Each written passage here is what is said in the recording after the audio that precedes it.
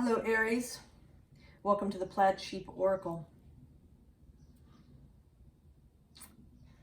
So previously I haven't really paid attention to cycles, particularly as I was doing these readings. I would just kind of do one a day, occasionally two, and then just put them out as I went. But this past session, I began on the new Aries moon. That seemed right. And because there are 12 signs, and I did a collective reading, that kind of brought us to this full moon. So it seems like going forward, that may be the cycle, right? To do a full zodiac set from Aries to the end, from the new moon, and then start again at the full moon. And there's a sort of there's a rightness to that. I do have a Cancer ascendant, so the moon is sort of a big influence for me. The moon is my steersman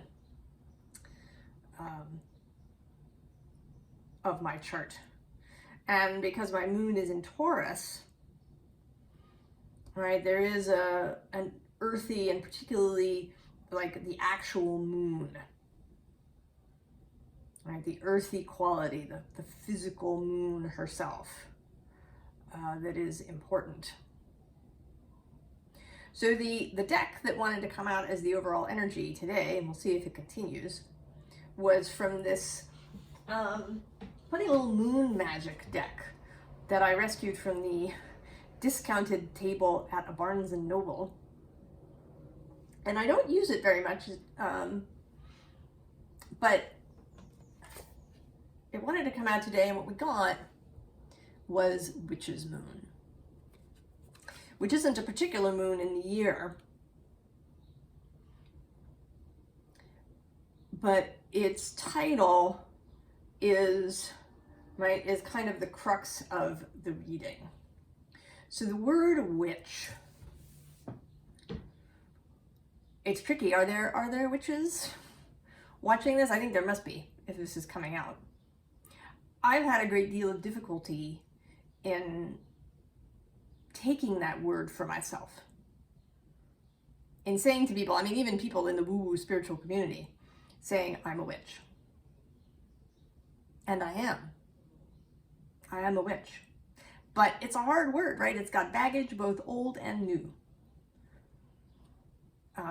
In the old way, right, there's witch burnings and all of that sort of awfulness. And then in the new way, there's a lot of camp, right? There's, movies like The Craft and shows like Charmed, visions of Renaissance fairs and lots of black velvet and these kinds of things. But that's right, that's just all of that is surface. It doesn't really have to do with what it really means to be a witch. I think the best description, at least for me, in culture at least, is Terry Pratchett's witches, if you've read any of his books. Right, there's a strong element of service, an element of nature, right, witches use the cycles of nature. One of their skills in the books is something called borrowing, where you can ride in the mind of an animal. But you don't take the animal over. There's no kind of top-down thing. You're just a guest riding along to experience, what it's like to be an owl or a mouse. And then you give back. You protect nature. You honor her cycles. They're herbalists and doctors. And there is also, right, to witchcraft, there is a shamanic element. I mean, the word shaman, right, is associated with the specific peoples in the steppes of Siberia, but it does serve kind of as a useful thing to talk about medicine people, right? People in cultures across the globe who interact with the invisible world in order to help others, right? To help themselves and to help the community, right? So I think that if there are any of you who have been struggling to sort of put on the mantle, put on the hat, put on the, I don't want to call it a label, that's too, right, it's a calling, really, right? It isn't in any way the entirety of who you are, but it is kind of a space that you're called into. And it might not be witch, right? It might actually be medicine person. There may be a different title that you've been kind of hesitant to take. And it sort of comes up, different titles come up as we go through this reading. So we start with this Two of Air. And this, I mean, immediately when I saw it, I thought spring. Right, although the vision is a little more summer with dandelions, but spring, right? Air is the element of spring. And my apologies to anybody in the southern hemisphere. But Aries, right? Aries is about spring, at least here, right? Those renewed energies, a rising force. And the wheel of life is underneath it, right? Which today is, for me, kind of about just nature and the cycles. I used to have this thing on my fridge that was like a pie, and it had the months, and then it had what plants and foods were available in different sections, right? It was kind of a farmer's market thing. You know, the asparagus would come out at this point, and the cucumbers came out at this point, and the pumpkins came out at this point. And this reminds me of that today. And then actually, I don't know if show it, but I am gonna, a couple of times in this reading, the Ace of Wands is at the bottom.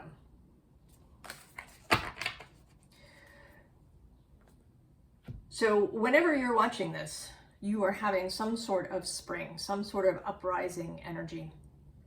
And now, in the time that I am filming it, we are going to have a second Aries new moon in the month of April, on April 20th. So we have the Pilgrim, the Fool in this deck, setting out. And the Pilgrim particularly, right, to make a pilgrimage is to go to a significant place, right? It's a spiritual endeavor, this pilgrimage. And I think, you know, setting out on this road, heading for this, right, this sacred place, I think that this is part of the mantle that you are taking on. And with this Nine of Air, with, right, this bees, I feel like it will have associations with community. That this mantle that you are going to put on, this cloak,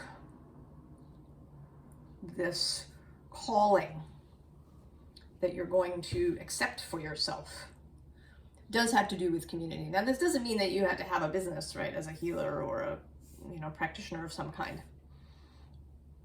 You could be, you know, an architect,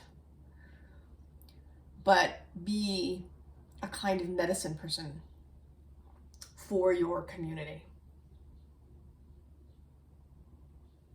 And it may be, right, there are so many different ways that this could show up for you. Maybe for a lot of us, people who come to see this reading, it really is about being a witch, like fully, like taking that on.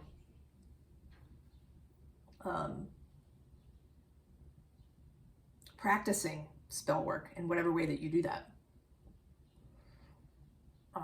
It may be, you know, doing shamanic work.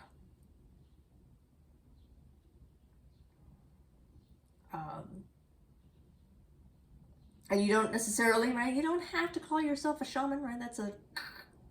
That is a loaded word. Now, some people I know call themselves shamanic practitioners.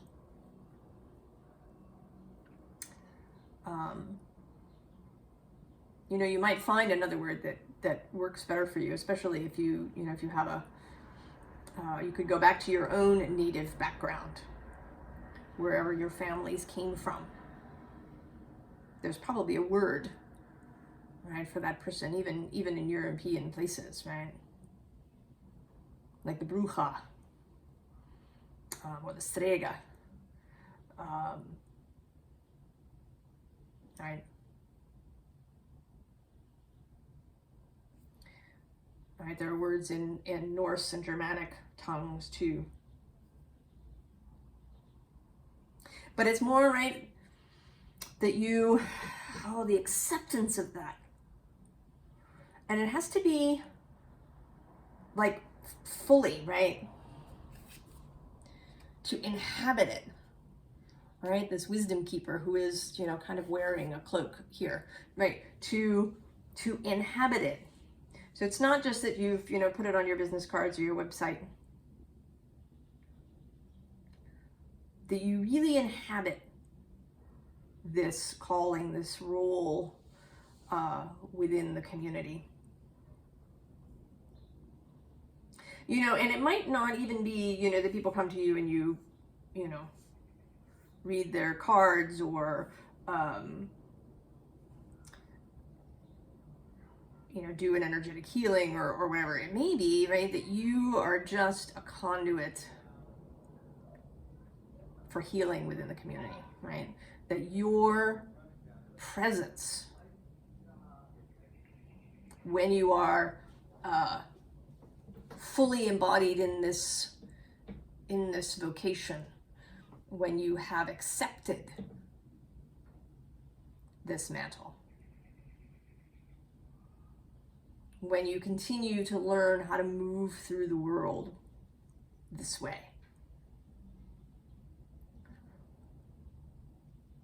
There can be a point where just your presence can shift energy in the room. You know, so maybe you change the culture in the company where you work, or within your family, or, you know, maybe you live in a small town and you go to the community meetings. Consciously inhabiting this role, this beingness, in order to help shift energy in spaces that may have a lot of acrimony or disagreement. So there's a whole stretch of spaces where this can play out, and it's going to be different for everybody, right? And we do have the shaman appearing.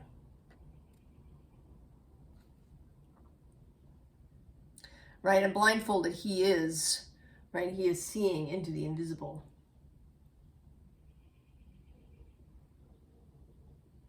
So it's inhabiting that space of being in both worlds simultaneously, of living in the liminal threshold space. And this isn't necessarily an easy position,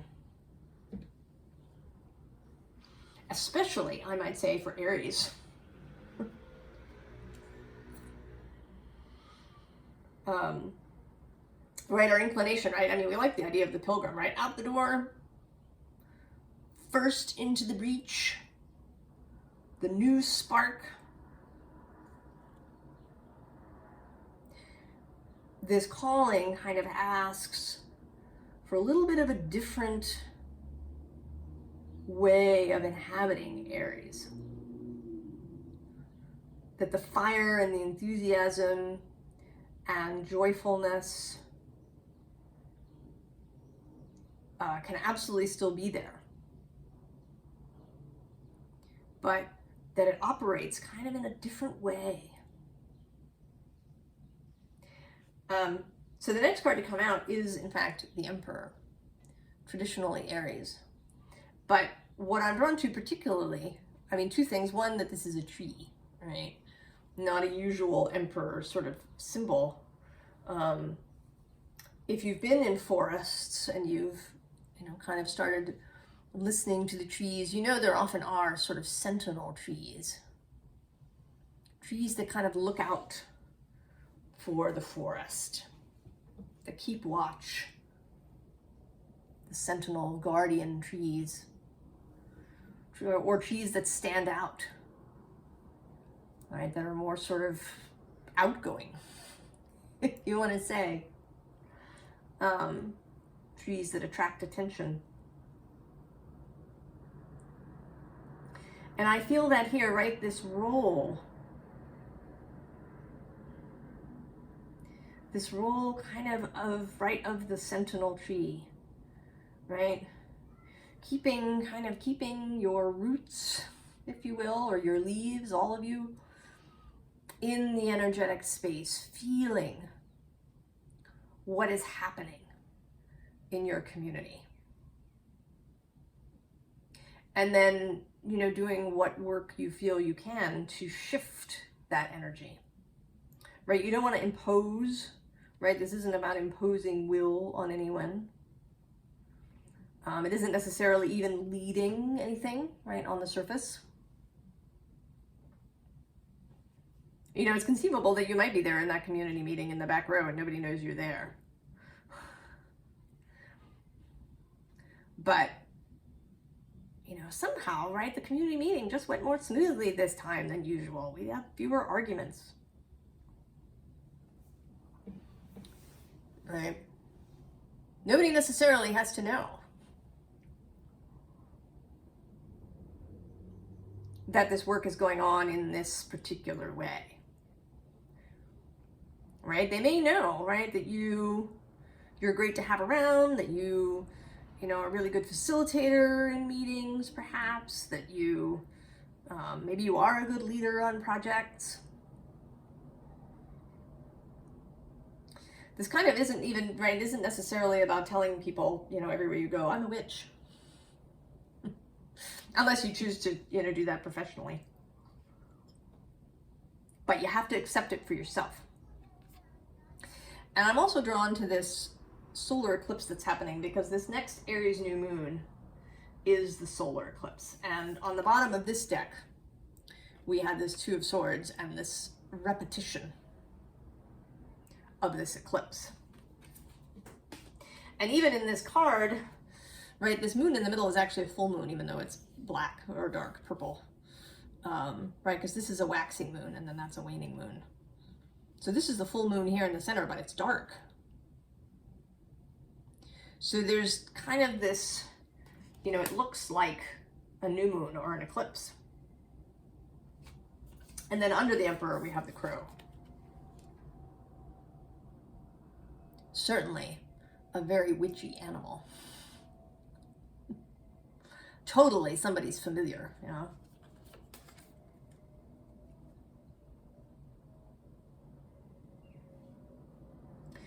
So this row sort of feels to me like, I don't want to call it an upgrade, but like progress. So we start with this camel and this deer.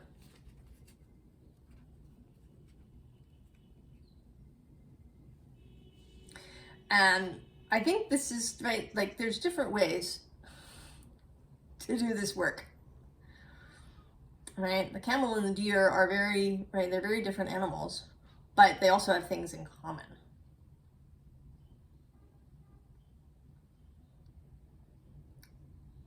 And they are very fit for their space. They are appropriate to their space. I mean, that's what Darwin meant. When he said survival of the fittest, he didn't mean the strongest or most aggressive or, like physically fit. He meant the most appropriate. The one that fits into the space best. So you're not being called to, like, turn yourself into something that you're not.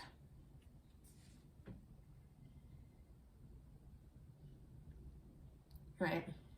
You can totally be a witch who wears jeans and plain t-shirts, if that's who you are, right? If you are an architect or an accountant or a teacher or a nurse or any other thing as your sort of primary vocation and livelihood in life, you don't have to change that to do this. It's about how you see yourself. So here, right, we have the Emperor and now we have the Empress. Sort of another kind of guardian tree.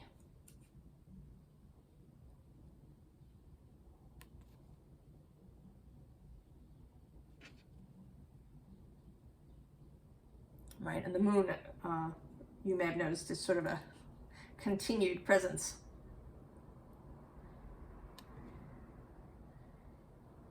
I feel like maybe you want to know where your own moon is, because that might have something to do with how this, sort of manifests in your life.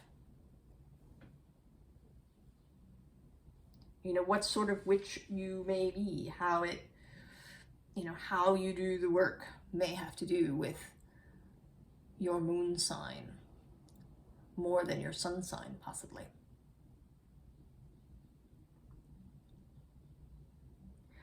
So, right, there's this kind of direction of the Emperor, right? There's a sense of mastery and direction, sovereignty. And then the Empress, who is receptive, creational.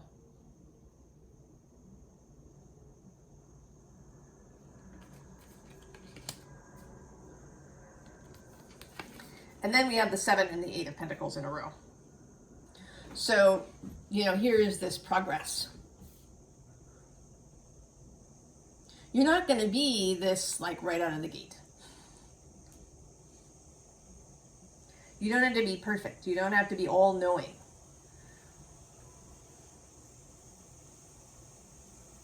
Right? You are learning, right? You're the pilgrim on the road. It's not about knowing everything. You don't put the mantle on when you know everything.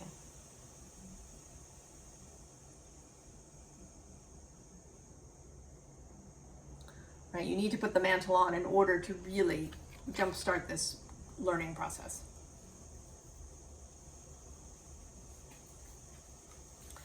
So we have the 6 of emotions, and then underneath it, this 5 of materials.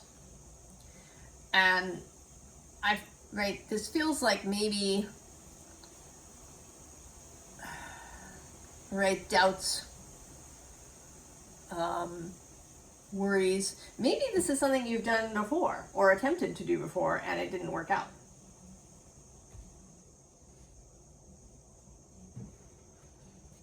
And now you're kind of, well, it didn't work the first time, but you are not the same as whenever this was. Right? Keep this child. Right? Beginner's mind is a watchword here on this channel.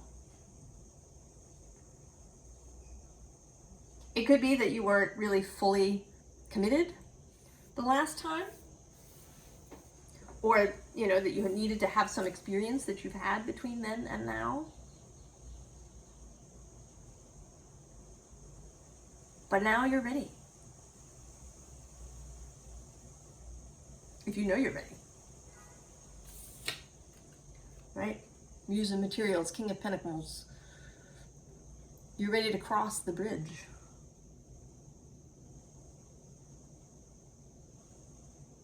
Into this new space, right? These new timelines, these mutated timelines that we've been talking about.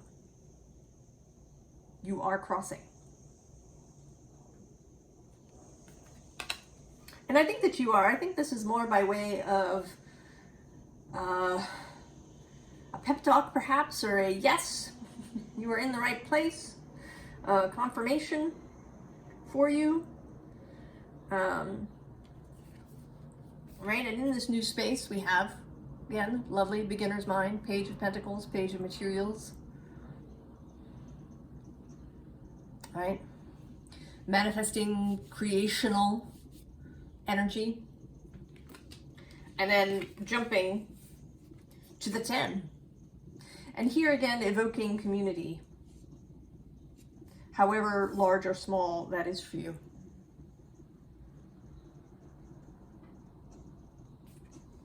You're not, you know, if part of you has been kind of reluctant because, I don't know, it seems silly, or you're supposed to be doing something serious, you know, the world's going to hell in a handbasket, I need to be doing something.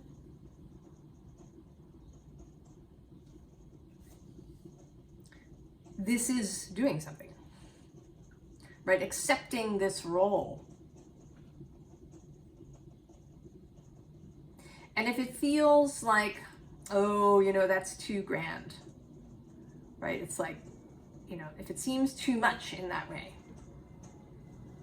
you're not alone. You are not the only one, right? How many people see this reading and have watched similar readings and are feeling this across the globe? You're not alone. It's not you. And you're not here, right, to save everybody.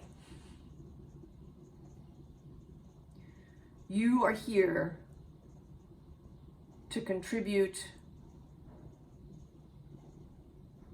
a healing, positive energy into the world, a creational, right, Empress energy into the world. You're not doing anything by yourself. There are others, right? There's a whole web network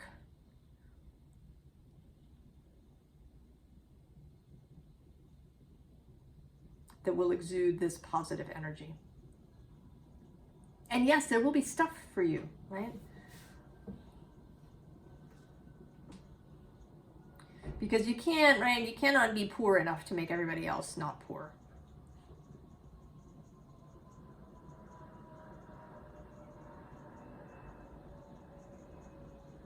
Right? And to be comfortable, to have what your body needs,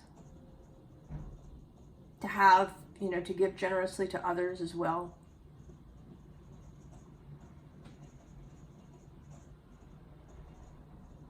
Right? This is positive energy, right? If everybody in the world lived, right, from their heart space, everybody would have enough and we would, right, not be at each other's throats.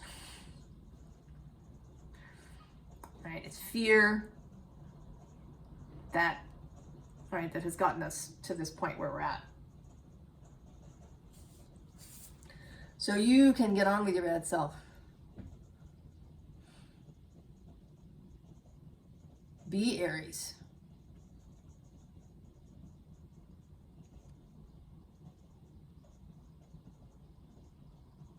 Be joyful. Bring this positive, gorgeous energy into the world. Take on the mantle, right? And maybe it is this fabulous orange silk mantle.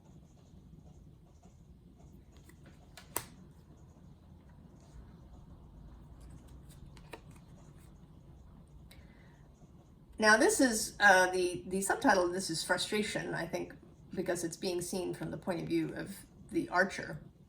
But I always see it as from the point of view of this goat. And that is triumphant. Right? When you take on this mantle, when you step into this space, when you say, yes, I am a witch, I take that on.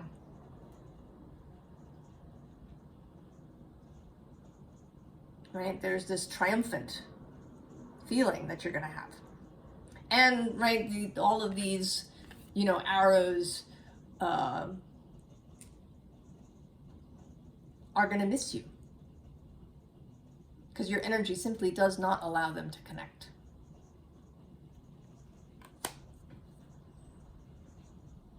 So to go from this challenging energy, and I think that this is within you and not like you and other people. I mean, that's, you know, where many of, or if not most of our challenges are, right, is within ourselves. To go from that to that. Two of Cups. Coherence within you. And that takes us to the journey, the Death card in this deck. Back to the Crow, back to the Pilgrim on the journey.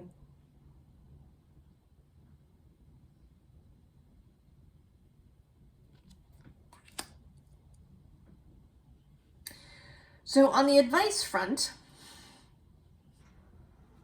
one, we have Take the Cup,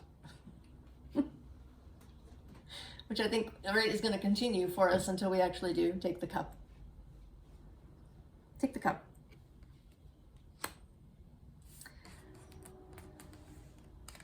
Allow the wheel to turn.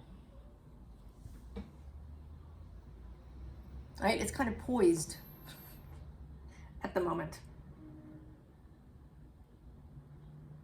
And of course, in many ways, it doesn't wait for us, right? The wheel keeps turning in many ways, regardless.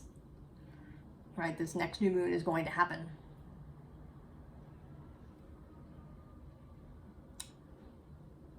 But sort of personally, our personal wheel of fortune, right, is waiting to turn, waiting for us to take the cup. And we need to get over feeling silly or inadequate or, right, the habit of seeing the downside. Now, we are going to get some practice. Because immediately after this new moon, a day later, Mercury stations retrograde in Taurus. He's doing that at about, I think it's 15, not quite 16 degrees of Taurus. And he's going to go all the way back to a little before 6 degrees, 5 and about 50 arc minutes on May 14th, and then he starts forward again. It's another, I don't know, week and change before he leaves the shadow zone. He actually enters his shadow tomorrow, April 7th, in the morning, here on the East Coast.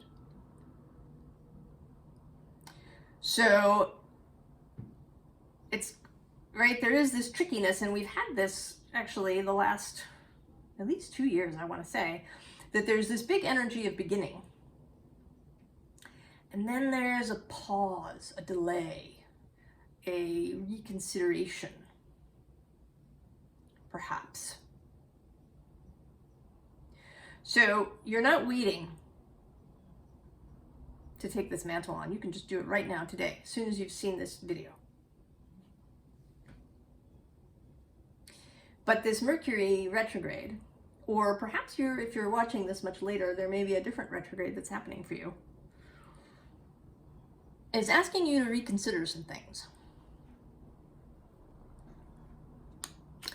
And this Seven of Swords comes up there, right? Sometimes this is the card of deceit. But sevens break up kind of the balance of the sixes, right? And the seven is, you know, certainly a mystical number.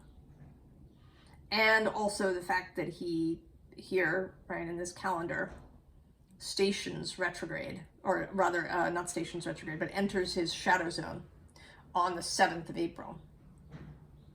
And Mercury, right, is mind and swords. This is Mercury. And what he's asking you to do during this Mercury retrograde, or the retrograde period you may be having,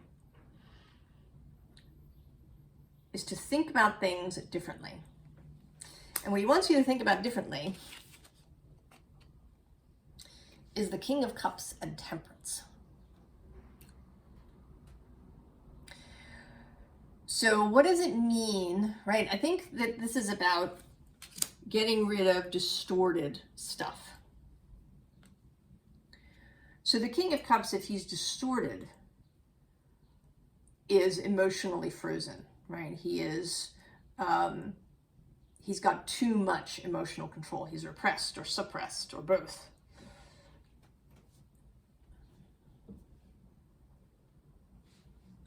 And it's certainly a thing that we do, right, in our culture, modern culture.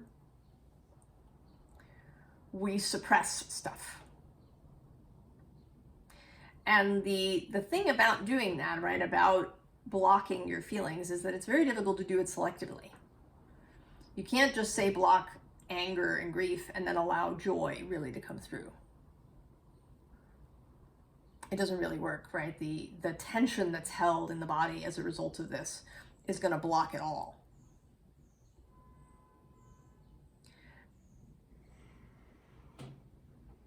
So having, right, seeing the King of Cups properly as an emotionally intelligent and mature person who knows how to express his emotions easily and well. Right? When he wants to be, you know, joyful, right? He's joyful. If he has to express anger about something, he will do that. But not by flying off the handle, right? He will do it constructively when he feels the anger. He's not going to hold on to it until it blows up.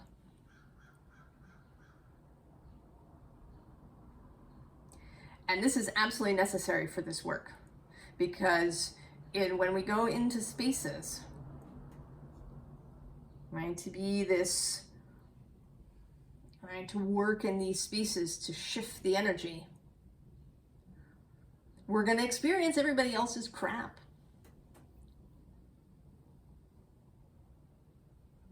So we have to be a different example, right? We have to be an example of somebody who works well with their emotions.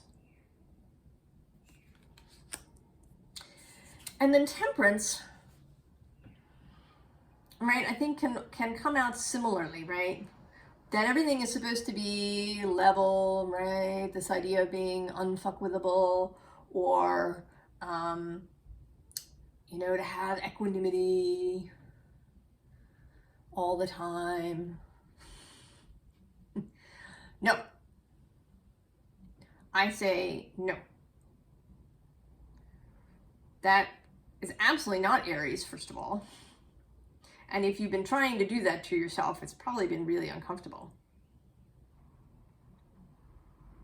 Right? It's not about having moderation all the time, at least not in my opinion. This card is associated with Sagittarius, and Sagittarius is not. Right? Sagittarius is full throttles open, heading for the goal, right? Letting the arrow fly. But having a kind of inner balance, right? Having this central core of balance and integrity. And here, right, there's this foot on the earth and the foot in the water. right? The ability to stand in the physical world and in the spiritual, invisible world at the same time. So it is cultivating balance, but not in a mild, necessarily milquetoast, love and light everywhere sort of way. Right? There can be exuberance and enthusiasm and excitement. You know, laughing so hard, you know, that you start, you know, tears, or, you know, you snort your soda because you laugh so hard.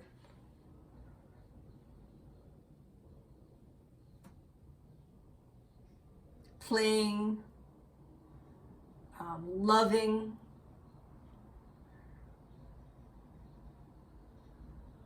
you know, being joyful around people, complimenting people, telling people you love them, being Aries, right? Being the first sometimes who goes into places. But keeping, right, keeping that inner balance.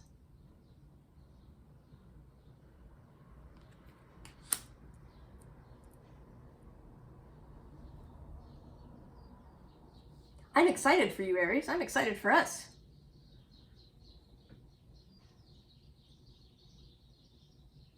I think that real change is possible.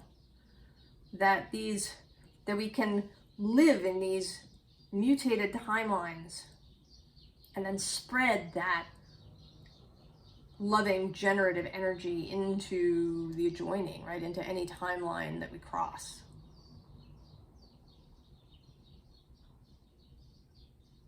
And bring more and more people into this more generative energy, this Empress, Tree Emperor space.